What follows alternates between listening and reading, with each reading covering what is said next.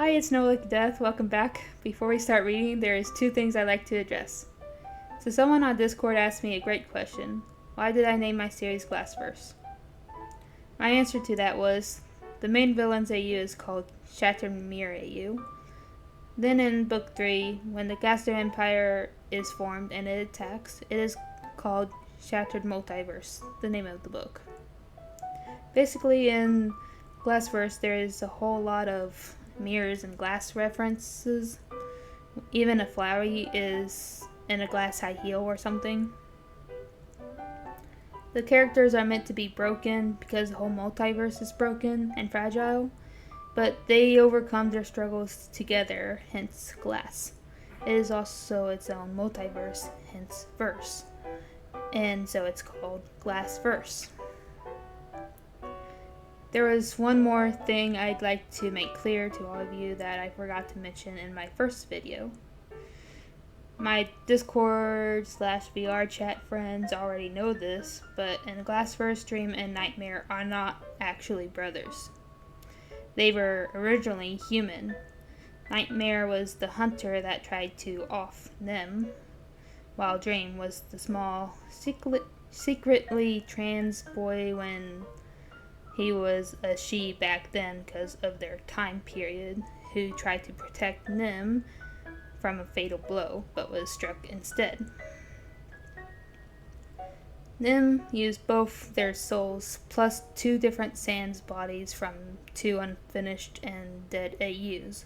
She knew they were meant to fight in the future, but hoped by raising them as brothers, they would somehow not harm each other. Dream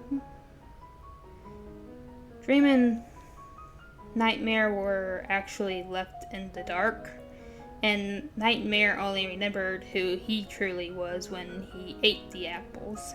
He was that person, but at the same time he was changed to someone else, just as life had changed him in his previous life. I just wanted to make this clear so no one thinks anything of Pitch and Luminous's parents. I also always had Dream and Nightmare being adopted siblings planned out.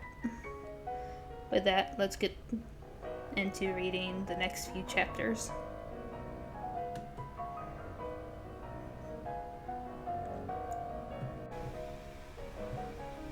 Summary. Banished from their home AU, Pitch flees with Luminous to the only sanctuary he knows, Nightmare's castle. Their sudden appearance sends shockwaves through the inhabitants, prompting Nightmare to summon Dream. A crucial decision looms. Where will Pitch and Luminous find a new place to belong? Chapter 3. I'm just a parasite. Negatively created papyri guarded the gates to Nightmare's castle. Yet once they saw who the figure that stood in front of them was, they quickly stepped aside. Pitch strode through with Luminous held securely in his arms. Nightmare seemed to have already sensed them as he stood by the doors when they opened. Pitch was not surprised. He had intentionally given off a negative aura to reach out to Nightmare's own. Pitch, you're back. What happened to Luminous? Does it have to do with the imbalance I felt after you left? Nightmare questioned as he took Luminous into his tentacles to inspect the cracks littering his body. They were light, but there was many. Nightmare checked Luminous's soul, which looked like it was ready to crack. He needed to be healed. He cursed his inability to do so. I was away from him too long, Nightmare. Luminous couldn't contain the positivity his body absorbed, and it burst out. The villagers turned to stone, but after I got them out, they called us parasites and casted us out. Shakily, Pitch recounted the events, and by the end of it, Nightmare's hands were also shaking. I shouldn't have let Dream and our sons talk me into letting you two stay with those villagers. They should have stayed dead, Nightmare fumed, his tentacles becoming sharp as knives. Nightmare? They turned to see Killer walking and rubbing the back of his skull tiredly. Why did Pitch come back? Killer straightened when he saw who was in Nightmare's tentacles. Get Dream now. Something happened at Dreamtail, and Luminous needs to be healed, Nightmare ordered his mate, before walking further into the castle with Luminous in his arms. While Killer went to get Dream, Nightmare's other subordinate, Horror, and his mate, Lust, came in. Lust immediately gasped and covered his mouth with his hands upon seeing Luminous. Horror's red eye blinked, just as shocked. Dust and his mate Blue came in next, and upon seeing their arrival, they demanded an explanation. You'll hear it when Dream gets here, Nightmare snapped, effectively silencing them. I'll go make dinner, Horror said. He understood something went wrong with Luminous, just from a glance. Then there was the fact that Pitch came back and was hovering over Nightmare and Luminous protectively, his twin tentacles out. Nightmare even wore the expression he knew too well from their earlier days together. But Nightmare retained those emotions as he carefully laid Luminous on the couch. These things set off the alarm bell that told Horror that something happened with the Dreamtail villagers. Even so, there was only so much Horror was good at, and this situation wasn't it. What he could do was make a delicious meal for when Luminous awoke. Ever since their parents Crescent and Starcrust died in a battle with the goddess shortly after their birth, Dream and Nightmare had taken care of them whenever they could. But defeating the goddess required all their strength, and with no one available to care for them during the battle, they were sent to Dreamtail. Nightmare Stark stared towards the villagers of Dreamtail after Dream's explanation, warned the villagers to treat them well. His only warning.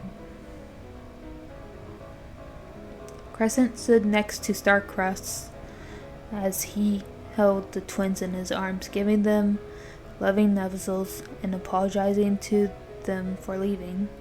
Crescent caressed their cheeks, telling them they'd be back. They never came back. When Dream teleported to Nightmare's castle, he immediately went to Luminous's side to heal him. Luckily enough, the cracks had closed completely. Soon after Pitch explained what happened, Dream and Nightmare started arguing. Has nothing changed? Cross, who had come with Dream, muttered beside Pitch. But they all went silent when Nightmare raised his voice. They should never have been trusted in the first place, Dream. Not after what they did to us. You always think you can change them if you just give them another chance. You're still as naive as when we were baby bones. Silence fell upon them like the shower of rain outside when Nightmare mentioned their past. Tentacles sprouted from Dream's back as Goop covered Dream's left eye socket. You know how he is still sensitive about that, Nightmare. There is not a day that goes by that he does not blame himself, shattered Hiss. Nightmare casted his eye light away, guilt flickering across his face. Killer, Dust, Cross, Blue, and Lust looked down, unsure of what to say to make the situation better. Pitch looked over to his sleeping brother. There was a twitch. Hastily, Pitch moved closer to him. Lumi? Everyone turned as the boy spoke softly to his brother. Luminous blinked his eye socket slowly. Pitch was the first to answer. You're safe, Luminous. We're at Nightmare's castle and Dream. Wait, we left Dreamtail? What happened to villagers? Everyone? They banished us, brother. Pitch grunted. Why was he so worried about other people like them?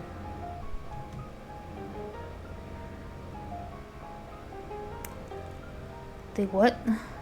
Oh no, this is all my fault. They didn't need to banish you, just me. I'm the demon that turned them to stone. I'm the bad monster. Luminous' cry was swiftly hushed by Pitch dragging him into a tight hug, and Nightmare laying a tentacle across his shoulder, while Shattered immediately turned back to Dream, who quickly denied such claims. You never meant it. You can't be held accountable for something that's out of your control, Luminous. Look at me. Nothing you did was wrong. But Luminous just shook his head, breathing hard as beads of sweat started to form on his skull. You said it yourself. Being turned stone was a fate worse than death. You were aware of everything, but you couldn't use any of your senses. You couldn't do anything. You just existed. Nightmare and Dream stiffened at that. Pitch held Luminous closer. That doesn't make you a bad monster, Dream sighed. I would never consider you a demon for what you did, Lumi. Those people were wrong to cast us out. They were wrong about you. Pitch separated himself from Luminous to look him in the eyelights. Especially after everything they did, Nightmare muttered. Dream didn't comment on that. He silently agreed.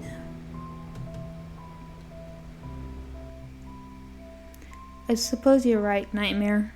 I thought they would have changed, but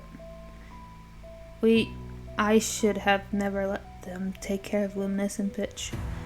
We should have found a different place to raise them until it was safe for us to take care of them. Now we hardly have a choice. Dream spoke once he and Nightmare were out of earshot. Nightmare stared at him for a moment before his silent eye softened. No, you did what you believed was the safest option at the time. It had kept them hidden, I'll admit. I am sorry for snapping at you before. It seems I haven't changed much either. Nightmare found himself unable to look at Dream, but a warm hand on his shoulder made him look up. Dream smiled at him. I think you have changed. You just don't see it. Dream chuckled.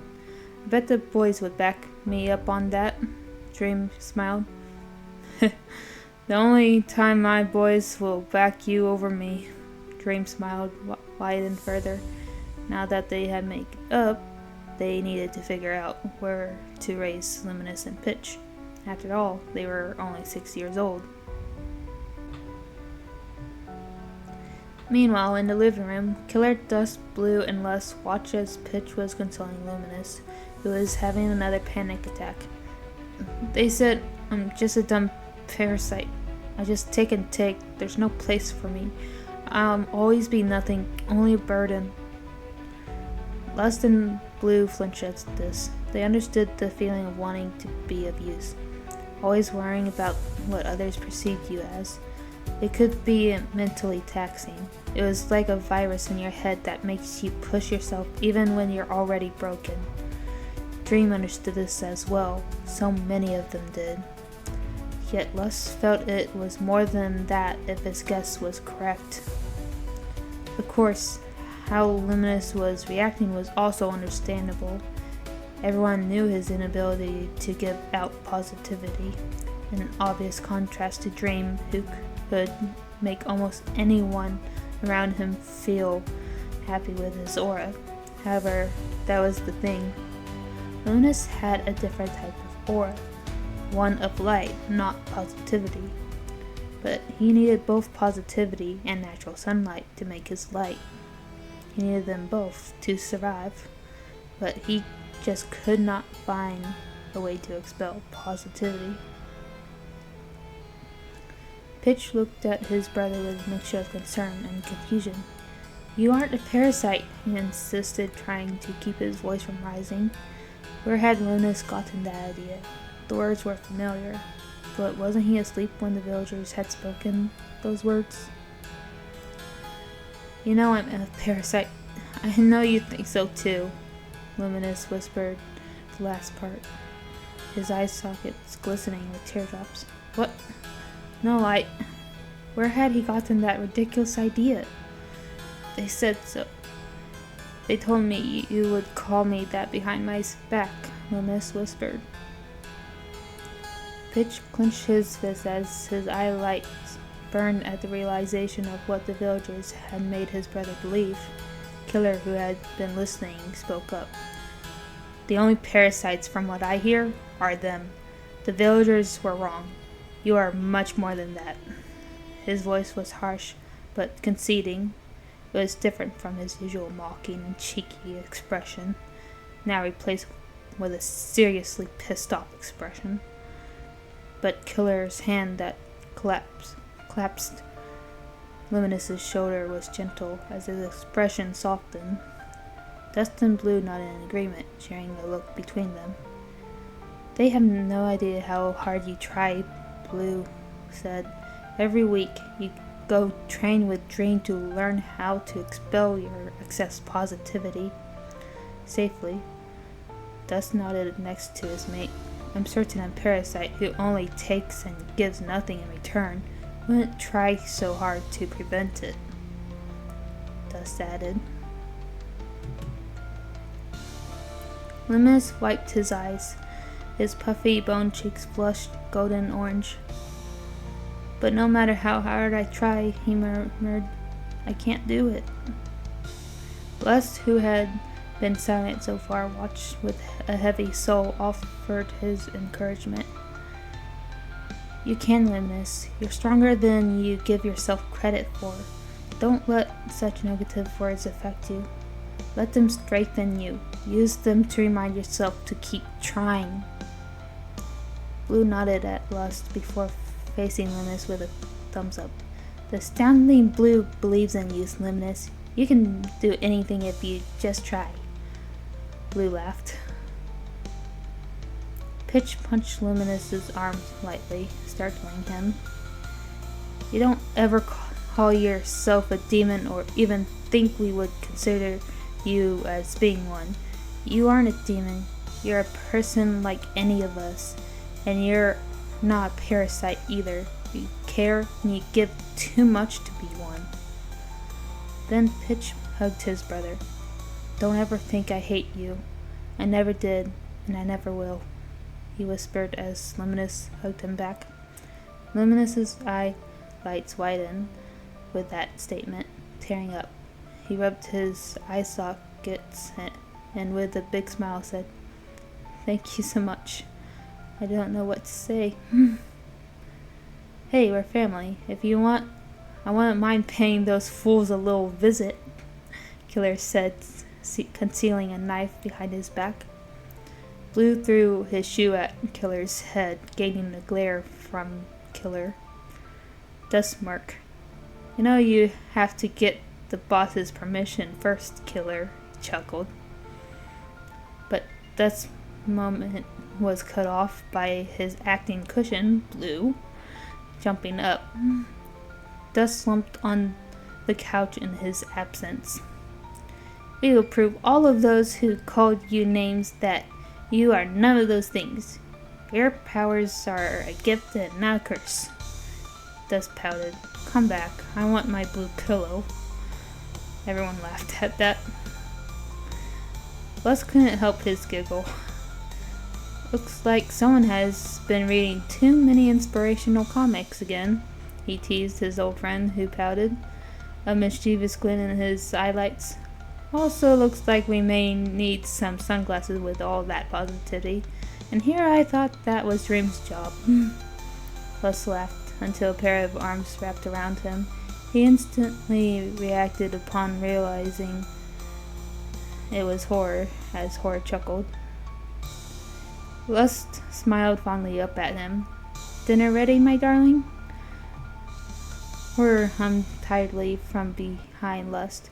It was getting quite late, and he could relax now that Luminous was mended and had calmed down. From the looks of things, Luminous had stopped crying and was clinging onto Pitch, who seemed just as reluctant to part as his twin was. even for food. Nightmare cleared his throat, drawing everyone's attention to the main issue after they had eaten dinner. Dream and I have decided the two of you will stay with Killer and I for now. You will stay for around a month. If you wish to continue training Pitch while you're here, that won't be an issue. Pitch nodded. Luminous, you may rest for a couple days to recover. Then if you wish to join, you may. However, Dream will need to help you starting next month. Nightmare glanced at Luminous, who visibly shook next to Pitch, but he had already sensed his grandson's fear. Sai will assess how much positivity Pitch needs to filter out of you, as well as monitor how often it is needed. Then we will go from there. We should have done this much sooner. Dream eyelids held a gentle sadness. You two will no longer be separated. We will do everything in our power to keep you two together, so this doesn't happen again, he promised. Luminous nodded back, a small smile spreading on his face, though it felt like he was suppressing his joy. On the other hand, Pitch could hardly contain his excitement at the thought of training with his brother. He no longer had to leave him or be left behind once a week. Finally, he could train with Dream. Pitch knew Dream was powerful, but in a completely different way from Nightmare. He had always admired Nightmare, not just for his strength and power, but also for the way he took responsibility for the companions he inadvertently saved. However, living with Dream was uncharted territory. He had practiced with Cross during the few times he visited to see his old boss and colleagues, and Pitch couldn't wait to train with him more. Before, only Luminous went to the Mega Timeline to train with him, just as he was the only one to train with Nightmare, according to whose magic suited them best. Dream was the very embodiment of positivity, and Pitch hoped that training under him would help him master the other half of his aura's flow. He wanted to learn from Sai's assistants how to absorb just the right amount of positivity without taking too much. This was crucial so he wouldn't drain Luminous again. Luminous still seemed very tired, leaning on Pitch and rubbing his closed eye sockets.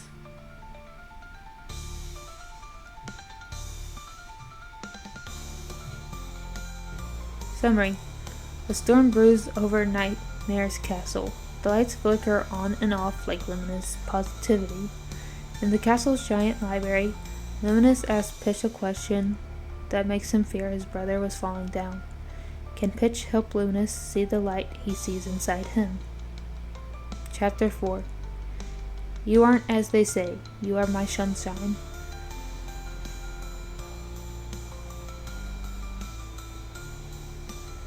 Three days had passed, and Pitch had yet to leave Luminous's side. Even with their separate beds in their joint bedroom, Pitch chose to sleep with Luminous. Despite his refusal to part, Pitch found it increasingly hard to watch over Luminous. His younger twin had become uncharacteristically withdrawn, much like Luminous was with those he wasn't close to. But it wasn't like Luminous to be quiet. Luminous was physically present, yes, but it was like he had built a wall around himself. Pitch tried to engage with him, but Luminous would just give a weak smile and change the subject. It was during one of their rare moments of solitude, when they were outside of their room, that Pitch finally understood his brother's pain. The lights in the castle library flickered off and on as the storm raged outside the castle walls. Pitch and Luminous were surrounded by hundreds of various books, most of which were ancient, or about different types of magic. Some were about cooking and knitting. Luminous had picked up a dusty white and gold-rimmed book and flipped through the pages, his eyelids unfocused. stopping now and again to write his notes. Without looking up, he spoke. Pitch, do you ever feel like you're not enough? Pitch froze, his hand hovering over a book titled The Art of Magic Puppetry. What do you mean? Pitch sighed. I mean, do you ever feel like you can never do anything right? That no matter how hard you try, you are never good enough? He closed his book with a thud and leaned back against his chair, his eyes drifting to the ceiling. Pitch set down the book he had been examining, trying to determine whether or not to read it. But that no longer mattered to him. Walking over to his brother, he placed his hands on his shoulders, and his shoulders shook under his cold touch. We're all good at different things, he said, trying to sound reassuring. Hopefully he did.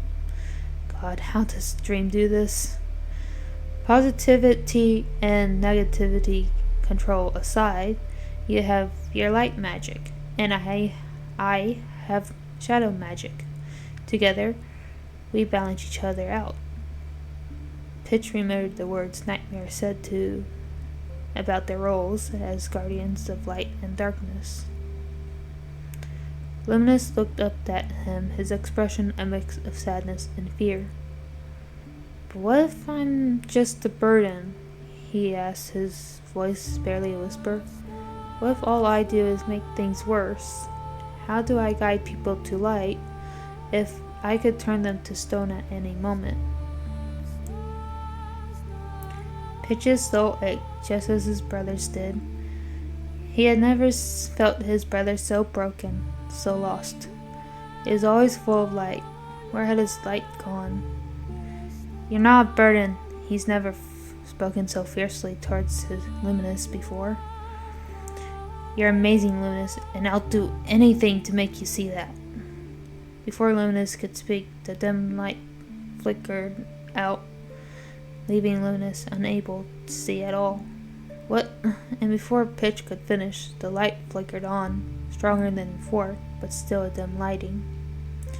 Sounds like the storm has gotten pretty bad outside, Luminous remarked, changing the subject again. Pitch just stared at him a moment. Yeah, it seems so. Leave them be for now, Killer, Nightmare said, closing the library door with his tentacles. Yes, boss, Killer answered. Nightmare grinned. Now what have I told you to address me as when we're alone? He questioned his mate. Killer chuckled. Yes, Numer King. Nightmare sighed.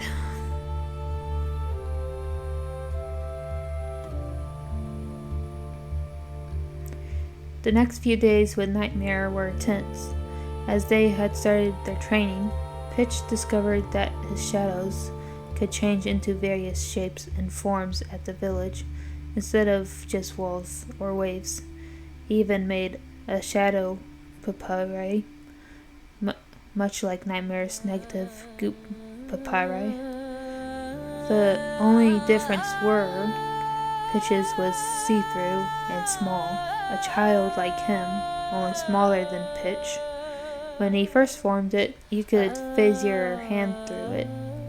Yet, after a few days of training, it was now almost as solid as he was. That is, until Horror's hand whacked its head and it faded away. Meanwhile, Luminous was learning to contain his light to avoid overwhelming everyone around him. Firstly, the inhabitants of Nightmare's castle were accustomed to dim lighting. Not everyone could see in complete darkness like Nightmare and Pitch could, but they weren't exactly keen on the bright lights either after so long living in low lighting. Secondly, Dream had yet to teach him the importance of moderation, as even those more accustomed to bright light could be blinded by his brightness.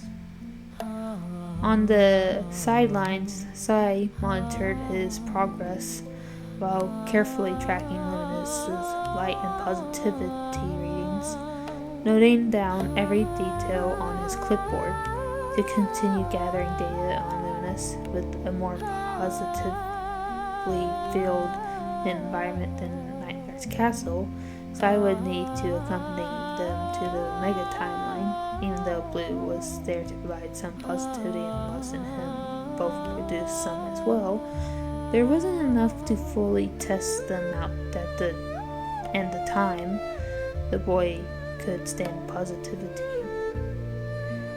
On his third day of training, Luminous had become exhausted quicker than usual. The lights flickered as Luminous stumbled while trying to create an arrow from his ball of light. Nightmare sighed and dismissed them, but they didn't miss him saying, "I thought you went down to the basement to fix that, Killer." Killer grimaced. "You should know by now not to trust Killer with that, Nightmare," Dusk grunted.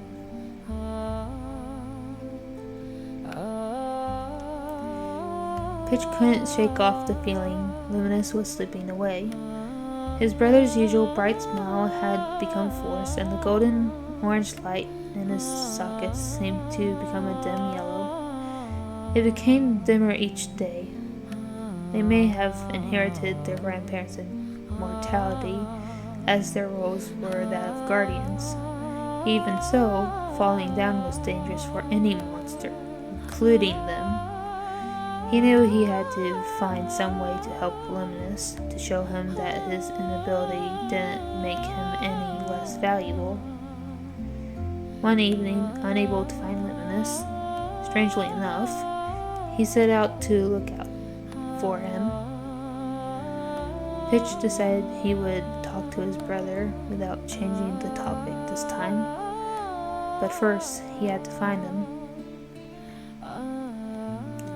He found Luminous in the training room, surrounded by flickering candles lit up by his magic.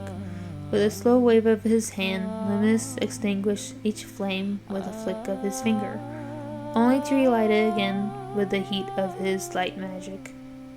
The room was bathed in a soft, warm glow, making him appear almost elegant and graceful. "What are you doing?" Pitch asked, his voice echoing off the high ceiling. Luminous jumped at the sound, his magic faltering for a second, causing all the candles to go out simultaneously before whipping them back on. "Pitch?" he exclaimed, a hint of panic in his voice. "I didn't hear you come in." "I see that," Pitch said, stepping closer. "What are you doing back here by yourself, Mother?" Luminous avoided his gaze, fidgeting with his finger on his glove. "I'm just practicing," he mumbled. "Practicing? We already practiced today, Luminous," she pressed.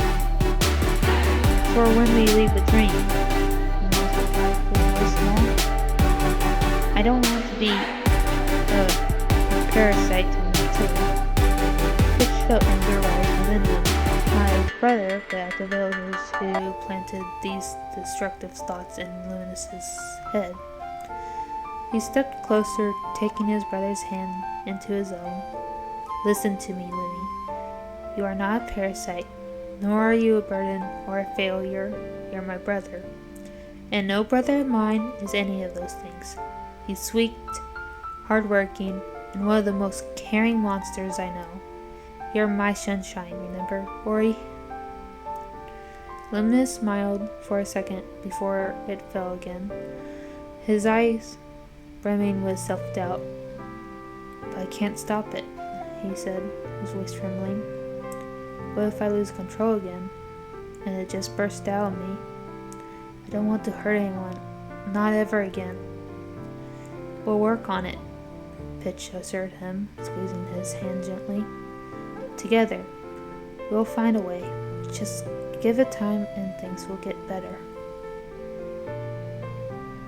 That's where I will leave off, because this is going to be too long according to my sister.